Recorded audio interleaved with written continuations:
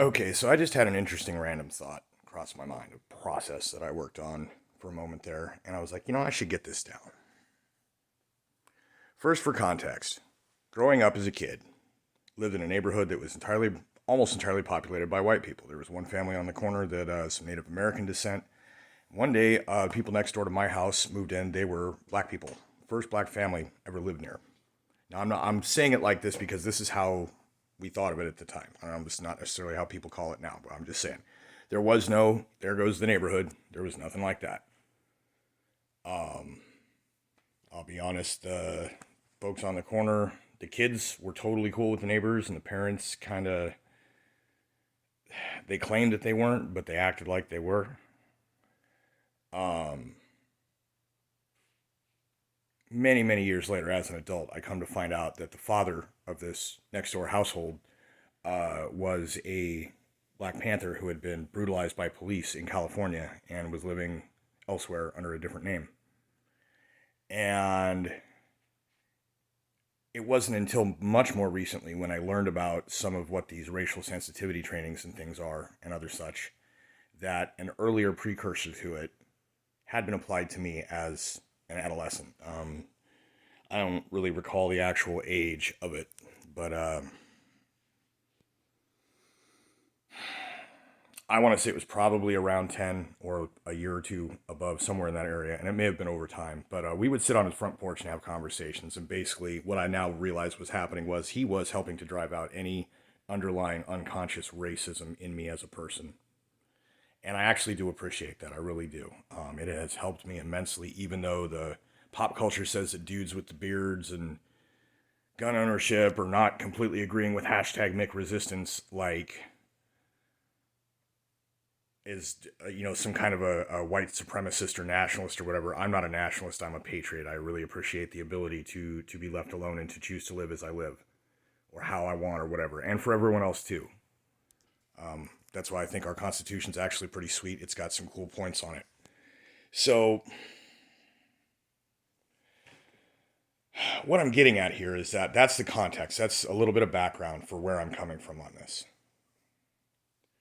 I've studied a lot of psychology. I've done a lot of inner work as well. Beyond that, um, that was of course used against me, working out narcissism as best as possible. I'm told it's impossible to completely obliterate in a person. It's a pathological trait. If I was raised by one or around one or whatever, how it went, um, there's going to be traits. I have to accept that. It's difficult sometimes because the pride really tries to be like, no, don't say that, don't admit that. And it's like, dude, come on. But that's self honesty. That's a trait that I have that I have made for a long time to be a core principle value, something I do not stray from. Um, Step one on the ladder is know thyself. You got to really get deep and understand and know, right? And so things like a struggle session when you're a kid, and then as an adult coming to realize that that's just a bridging maybe a gap or something. So here's the thing. In my studies of how the mind works and other things, it seems to be that the subconscious is kind of like the metadata sorting for memory and cognition and everything. It's aware, but it's not awake. And what that means is that it is privy to sensory data, including mood and other things, but it does not have a consciousness with which to choose how it feels, what it thinks, whether this is good or bad. It simply classifies data. And as such, you get visual data included in that. Now, where other prejudices might come in is where you assume by voice that someone is black because of maybe a cultural way that people talk or something. Um, but the visual thing is a little bit different. Some people's skin is more melanated than others. I'll put it that way. So the thing is, you say, okay, well, let's not, okay. So here's where it becomes tricky when they get into this whole anti-racist business and peoples as peoples. And I get that, but at the same time, within certain reason, it is honestly easier to be able to distinguish people amongst people. And you don't want to say that all such and such look alike, right? That would be racist, wouldn't it? So, but here's the thing. Let's say somebody steals your wallet. and it was a dude in a blue shirt, and you don't tell the cops what skin color, and they look around and there are 10 people in blue shirts. Now they got to question everyone. I suppose that's fair, but they're only able to get a hold of 8 of them. One guy just wandered off before they could, and the culprit got away, we'll say. Now, subconsciously, it classifies these things. It's there. It's available for use. So you could say the guy was melanated, but then the question is, okay, to what degree? There are different ethnic melanations, right? Is that the right way of putting it? And so, let's say this was a black dude. And trust me, by the time I get to the end of this, you're going to see that that is not racist to say that. Let's say it was a black dude that picked your pocket or whatever. I'm not saying black people are criminals. I'm saying, let's say in this case, for the demonstration of a couple of things besides just the narrative point, I'm going to show something in some of you. So, let's say it was a black dude of some kind of African or dark islander descent. We don't always distinguish between Caribbean unless it's known. It doesn't honestly matter for any intent and purpose other than being able to say African American versus really dark melanated, possibly of African descent at some point, but not originally American, could be Caribbean, could be all sorts of things. So it's a dark-skinned black dude, okay, cool. You can say that, and it, up until a couple years ago, was totally culturally okay to refer to somebody that way. So you say this, the cops look at the room, and there are 10 guys in blue shirts, like you said. However, only 3 of them are of something that they looks like African descent. Now, you can say that that's profiling. Maybe they go ask all 3. The one guy goes, nah, dude, I was with 2 other people. They'll back me up. Okay, cool, thanks. These other 2 dudes, the one was the guy that was going to wander away. He says, nah, man, I was at the bar. Asked the bartender. Okay, cool. He wandered away because he was drunk, right? Yeah, that makes sense. Third guy's the culprit, and they do get him. Okay, cool. You get your wallet back. I mean, he gets a ticket. Maybe, who knows? Maybe they'll talk to him and be like, bro, what are you doing? Like, why? I mean, it's an imaginary scenario, right? But here's a question I have to ask. If you're listening to this, if you're watching this, and I said there were out of 10 people in blue shirts in that room where the cops are looking, 3 of them are of black or African descent. Did your mind automatically paint in white people for the other 7? I'll tell you, when I initially thought of this example, yes, my mind painted that in, and I said, well, wait a minute. What if there's a couple of people that are Asian or something? Could be Indian, could be, of the Eastern Asian, Japanese or something. Could be some people of Hispanic, Latin, or South American descent. Some of those people have similar cheekbones but different eyes as some of the Asian groups. It can even get confusing there.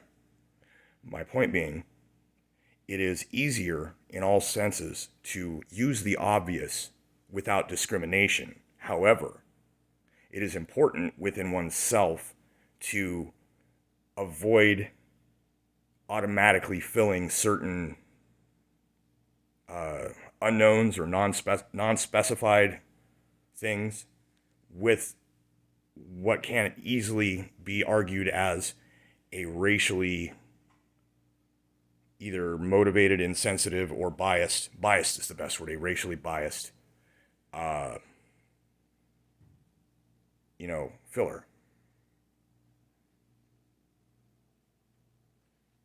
And of course, it could be, because of my own ethnicity, that my mind automatically filled in the other 7 for a moment before I said, no, wait. Because step 2 of the ladder is to thyself be true. And you can't really get into that until you get to the bottom of know thyself. Once you really have that one, you get into applying it with to thyself be true. Now that you really know yourself, be true to that. Or what you want it to be, what it needs to be, what it ought to be. But that's your decision. That's your conscious awareness, right? So you can distinguish without discriminating easily, but it is important to consciously avoid bias until it becomes second nature to simply not be biased. I think a lot of the weird racial tensions and oddity, and it's the news cycle driving it. It's these organizations that seek to control groups of people that are pushing these ideas, but underneath of which, of course, there's a little grain of truth. And I've just given you a piece of that. This is the kind of stuff I learned from that guy next door. Now, due to the beating that he received, due to the COINTELPRO that was fed into the Black Panthers at that time, he also had mental instabilities. And knowing that I had learned this, I believe he passed away, from what I can tell. In getting back into contact with his younger daughter, who I had been friends with while we were neighbors, she had only memories of abuse from him, and she was very gladdened to know that I had positive experiences that positively affected my life based on my interactions with him. Not everybody gets that, I guess, and I don't consider myself to be anti-racist like that at all. I do not agree with the idea that you have to be racist in order to be not racist. That is so asinine. It's possible to not be racist. It's impossible to eliminate racial distinguishing in a subconscious sense. You can be aware of it, and you can navigate it, and you can guide things to where you prefer them to be without having any automatic racial bias, just because your eyes can tell the difference between things like contrast, color saturation, and hue. That's not a fucking negative trait in a person. That's your eyes work. Now, it's does your brain work? Well, if your brain works, it's because you make it work. You work it. You are it. Part of it. You're you. But you don't know where your consciousness resides. It's a synergistic cumulative, right? It's the whole thing, more than the sum of its parts. It's what you do with it. Once you get into steps 1 and 2, what happens is you get kind of a feedback loop. Eventually, you have to really avoid an overinflated ego and being true to what you think you know about yourself. So then what happens is step 3. Step 3 is know that you know nothing. You have to be able to understand that there are things you may not be aware of, that you hadn't took into account, or that you are wrong about. That is part of self-honesty. So then you use this to filter everything, so that knowing that you know nothing, you take all of the things you are able to learn how to filter the grandiose and get down to the real. Once you are down to the real, you move to step 4. You think you know something, you have something. Step 4 is, any fool can know. The point is to understand. So then you go back through the process until you actually can interconnect and assimilate and understand what it is that you know. That means implications, that means cause and effect, all sorts of things. So this kind of necessitates logic by this time.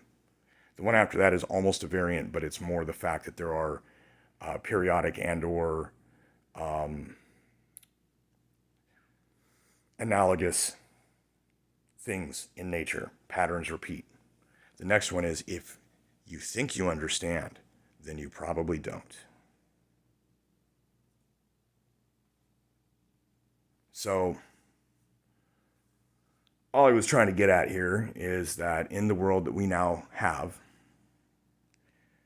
the best way to move forward as a group of people who are going to have to learn to get along is to learn how to self-monitor, to be honest with yourself, to work to better your interactions from your own end while encouraging others to do the same.